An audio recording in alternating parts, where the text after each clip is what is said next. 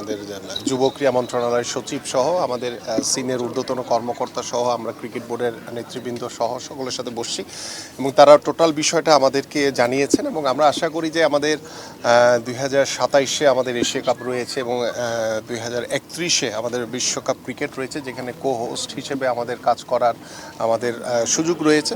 তো সেই চিন্তাভাবনা করে আমরা আশা করছি যে ফার্স্ট ফেজে ক্রিকেট বোর্ড নিজেরাই তারা এই কার্যক্রমটি শুরু করবে। পাশাপাশি আমাদের সরকারের পক্ষ থেকে আমাদের যা যা করণীয় আছে আমরা একটি পরিকল্পনা মাফিক ভাবে সুন্দরভাবে আমরা এগোতে চাই, কারণ এটি নিয়ে যাতে আর কোনো নাটক তৈরি না হয় এবং সকল নাটকের অবসান শেষে আমরা এই পূর্বাঞ্চলে একটি ক্রিকেট স্টেডিয়াম পাশাপাশি মাল্টিপারপাস বিভিন্ন স্পোর্টসের যে সুযোগ সুবিধা নিশ্চিত করার জন্য যা যা করণীয় আছে আমরা এটা আনুষ্ঠানিকভাবে সরকারের পক্ষ থেকে সেই পদক্ষেপগুলো আমরা খুব দ্রুত সময়ের ভিতরে নিব ইনশাআল্লাহ।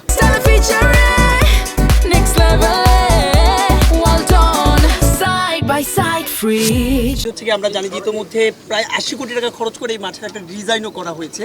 আপনারা কি আসলে সেই ডিজাইনে কোনো পরিবর্তন আনবেন নাকি নতুন করে সবকিছু হবে? না, আমার কাছে মনে হয় যে আপনার কাছে যে ফিগারটা আপনি বলেছেন ওটা সঠিক না। সেকেন্ডলি আজকে মাননীয় মন্ত্রী এসেছেন, আমরা আজকে পুরো ডিজাইনটা তাকে শো করেছি, প্রেজেন্ট করেছি। এখানে কিছু কিছু চেঞ্জেস নেসেসারি, চেঞ্জ করব জাস্ট চেঞ্জ করার জন্য না, কিছু কিছু ডিজাইন চেঞ্জ করাটা নেসেসারি। প্লাস এটা অনেক বড় একটা প্রপার্টি, এখানে আমাদের চেষ্টা থাকবে যে হ্যাঁ এটা ক্রিকেটের জন্য ঠিক, বাট ক্রিকেটের সাথে সাথে যেটা মাননীয় মন্ত্রী বললেন যে কিছু কিছু স্পোর্টসকে আমরা যদি অ্যাটাচ করে নিতে পারি তাহলে এটা আমাদের স্পোর্টসের জন্য ভালো হবে, ইন জেনারেল স্পোর্টসের জন্য ভালো হবে। ক্রিকেট বোর্ডের অবস্থান হয়তোবা অন্য অনেক বোর্ডের চেয়ে ভালো ফাইন্যান্সিয়ালি, যেটা আমাদেরও responsibility to look after the other sports.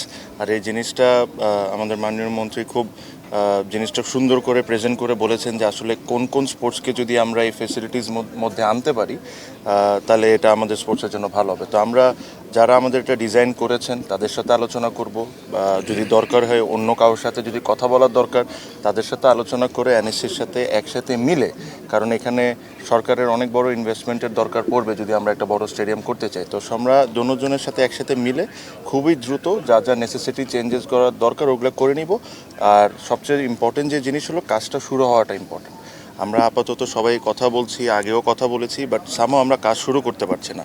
But আমাদেরকে একদম স্ট্রিক্ট ইনস্ট্রাকশন ওনার তরফ থেকে এসে গেছে দ্রুত এটা নিয়ে বসে দ্রুত কাজ শুরু করে দেওয়া।